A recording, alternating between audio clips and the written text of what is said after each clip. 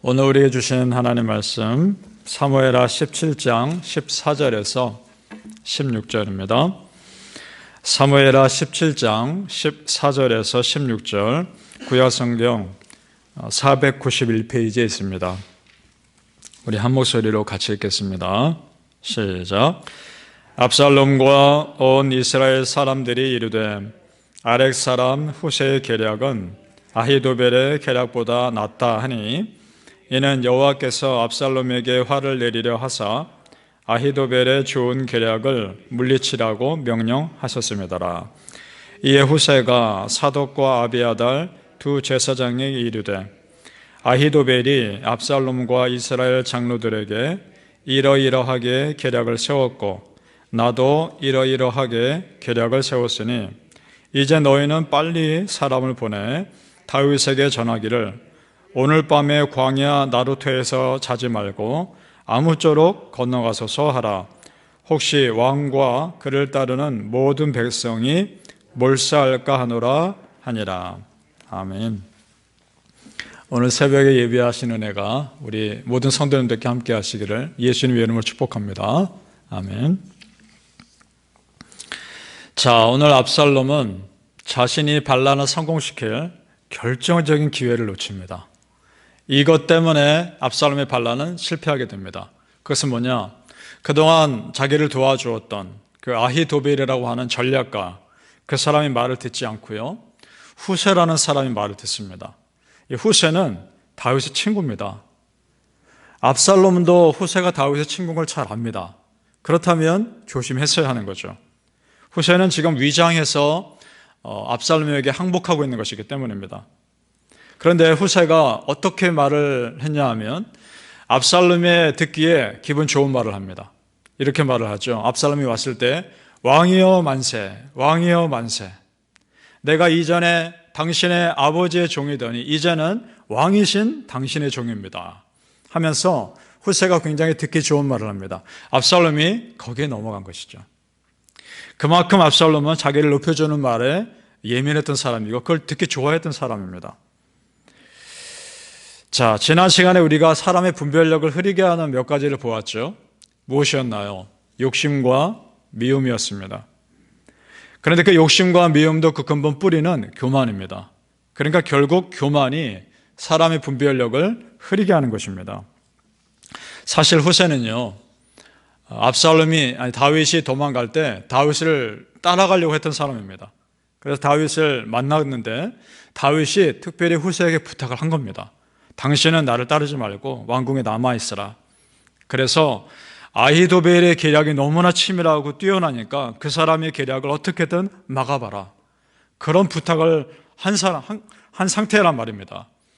그래서 그 부탁을 듣고 다윗에게 가서 다윗이 일러준 대로 그대로 말을 했고 압살롬은 그 말을 곧이곧대로 들은 거죠. 무슨 말입니까? 다윗도 압살롬이 어떤 사람인지 다 안 거죠. 자기 자식이기도 하고. 압살롬이 그렇게 위해주는 말을 듣고 분명히 넘어올 걸 알았던 겁니다. 그러니까 여러분, 오늘 두 사람이 비교가 되죠. 교만으로 인해 일을 망치는 압살롬 등장하고 분별력을 잃어버린 압살롬이 등장하고 또 한 사람은 도망가는 중에도 정확히 상황을 파악하고 일을 잘 지혜롭게 처리한 다윗이 나옵니다. 그러니까 이런 거죠. 자기 힘을 의지하는 교만한 사람과 하나님을 온전히 붙잡는 겸손한 사람이 결정적인 위기의 순간에 어떻게 다른지를 너무나 잘 보여주고 있는 사건이 오늘 이 사건이란 말입니다. 이 모든 과정은 결국은 하나님이 겸손한 사람을 세우기 위한 하나님의 섭리하심임을 보여주는 사건입니다. 여러분, 하나님은 정말 겸손한 사람 편에 서는 줄로 믿습니다. 이 사무엘하 17장 14절을 우리 한번 읽어보시죠. 이것이 어떻게 하나님의 섭리하심인지 잘 나와 있습니다. 14절입니다. 시작. 압살롬과 온 이스라엘 사람들이 이르되 아렉 사람 후세의 계략은 아히도벨의 계략보다 낫다 하니 이는 여호와께서 압살롬에게 화를 내리려 하사 아히도벨의 좋은 계략을 물리치라고 명령하셨음이더라. 아멘. 그러니까 여러분 보십시오. 우리가 보기에 눈에 보여지는 되어가는 모든 상황들, 사람들이 무엇인가를 해서 진행되는 것 같아 보이지만 결국 그 뒤에 하나님이 계시는 겁니다. 그러니까 우리가 하나님 붙잡고 하나님께 기도하면 하나님이 모든 상황 가운데 우리를 세워주시는 것입니다. 그걸 믿으시길 바랍니다. 자, 그러면 아히도벨과 후세의 계략이 어떻게 달랐길래 그랬을까? 아히도벨은 이런 계략을 세웁니다. 왕이요, 지금 다윗이 멀리 도망 못 갔을 겁니다. 그리고 지쳐있을 것이고 군대가 지금 뿔뿔이 흩어져서 많은 군대도 없을 겁니다. 지금 나에게 12,000명의 군사를 주십시오. 그럼 내가 가서 다윗만 처치하면 다른 모든 사람들은 당신에게 복종할 겁니다. 이 계략이 사실은 굉장히 정확한 계략입니다. 이대로 했으면 다윗은 정말 꼼짝없이 죽임당했을지 모릅니다. 이것을 듣고 있는 후세가 큰일 났다 생각했겠죠, 속으로. 그런데 참 묘하게도 이 압살롬이 후세의 말을 한번 들어보자, 이 말을 하는 겁니다. 후세의 말을 굳이 안 들어도 되는 상황인데도 이것이 하나님의 또한 섭리하심인 거죠. 후세가 이걸 듣고 있다가 이렇게 말합니다. 왕이요, 지금까지 아히도벨의 계략은 다 좋았지만 이거는 잘못된 계략 같습니다. 그러지 마시고 날이 밝으면 다음 날 당신이 모든 군대를 이끌고 당신이 직접 가십시오. 이 말을 합니다. 이 말에 압살롬이 솔깃했던 거죠.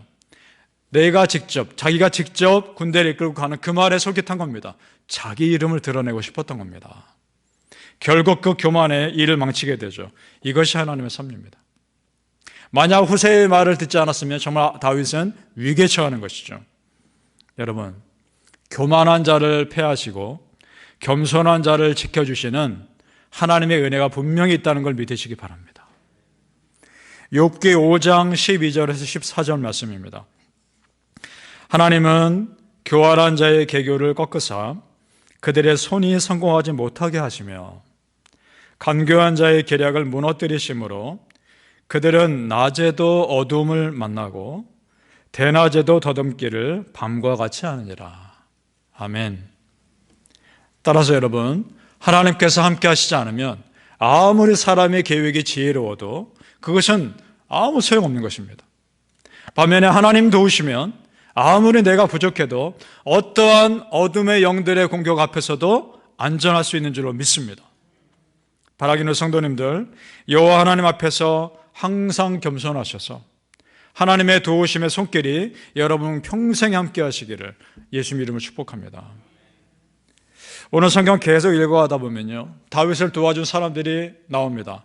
지금 조금 전에 우리가 자세히 보았던 후세라고 하는 사람, 이 사람은 왕궁에서 다윗을 도와주고 있고, 또한 어떤 사람들이 있느냐, 제사장들도 다윗 편이었습니다. 그리고 이 위기의 소식을 전해준 사람들이 있었고요, 이 전해주러 간 사람들을 숨겨준 여인도 있었습니다. 계속 읽어가다 보면 정말 보이지 않게 도와준 많은 손길들이 있었습니다. 다윗이 전혀 몰랐던. 그리고 또 음식을 준비한 사람들이 나옵니다. 그 부분을 좀 자세히 보죠. 27절과 29절을 한번 같이 읽어보겠습니다. 먼저 27절입니다. 시작. 다윗이 마하나임에 이르렀을 때에 암몬 족속에게 속한 라빠 사람 라하스의 아들 소바와 로데발 사람 암멜의 아들 마길과 로골린 길르앗 사람 바르실레가, 그 다음 29절입니다. 꿀과 버터와 양과 치즈를 가져다가 다윗과 그와 함께한 백성에게 먹게 하였으니 이는 그들 생각에 백성이 들에서 시장하고 고나고 목마르겠다 함이더라. 아멘. 자, 세 사람이 등장하죠. 첫 번째, 소바라는 사람입니다. 그런데 그 사람이 누구의 아들이라고 나오나요? 나하스의 아들이라고 나옵니다. 나하스는 암몬 왕입니다. 암몬 왕 나하스의 아들 중에 못된 아들도 있었지만 이 소바는 그래도 괜찮은 사람이었던 것 같습니다. 자기 아버지 나하스와 다윗과의 관계가 좋은 것을 알고 있었던 사람이죠. 그래서 다윗에게 선을 베풀고 있는 것이고, 또 어떤 사람이 나옵니까? 마길이라는 사람입니다. 암미의 아들 마길. 이 사람은 그 전에 성경 보면요, 무비보셋을 보호해 준 사람입니다. 무비보셋 누군지 아시죠? 요나단의 장애를 겪고 있는 아들. 다윗이 왕이 되기 전부터 사울 왕과가 몰락했을 때부터 무비보셋을 지켜준 사람입니다. 다윗이 왕이 되니까 당연히 걱정했겠죠. 사울 왕의 후손들 다 죽이는 거 아닌가. 그런데 웬걸요, 이 무비보셋을 다윗이 불러다가 너무나 잘해주고 있거든요. 그 인격에 감동했을 겁니다, 이 마길은. 그 다음 바르실레는 어디 사람이라 나옵니까? 길르앗 사람이라 나오죠. 길르앗은 요단강 동쪽입니다. 늘 이방 족속의 침입을 받는 지역이었죠. 근데 다윗이 왕으로 있는 동안에는 전혀 문제 없었거든요. 그러니까 길르앗 사람들은 항상 다윗 왕에 대해서 감사의 마음이 있었을 거란 말입니다. 지금 이 사람들이 나와서 다윗에게 선을 베풀고 있는 겁니다. 공통점이 있죠. 어떤 것입니까? 다윗이 평소에 신실하게 대해 주었던 사람들이고 그 후손들이었던 겁니다. 그래서 다윗이 위기에 처하자 그걸 그대로 갚아주고 있는 것입니다. 자, 여러분, 이것이 우리도 마찬가지란 말입니다. 우리가 믿음의 삶을 신실하게 살아가다 보면 내가 전혀 예상 못한, 내가 전혀 알지 못한 도움의 손길들이 나를 도와줄 수 있다는 것입니다. 믿으십니까? 세상 사람들은 네트워크를 중요시하죠. 인맥, 항맥, 자기가 알고 있는 것들, 그걸 통해 서로 자기들끼리 도움을 주고받습니다. 자, 그렇게 따지자면 우리도 있습니다. 여러분, 우리도 네트워크 있습니다. 이렇게 말하고 싶습니다. 은혜의 네트워크 있는 겁니다. 하나님께서 곳곳에 예비해 두신 믿음의 사람들을 통해서 도움받을 수 있는 겁니다. 나도 누군가를 그렇게 해줄 수 있는 것이고 우리에게 은혜의 네트워크가 있는 것이고요. 그것은 세상의 네트워크와 비교할 수 없을 만큼 크고 확실한 줄로 믿습니다.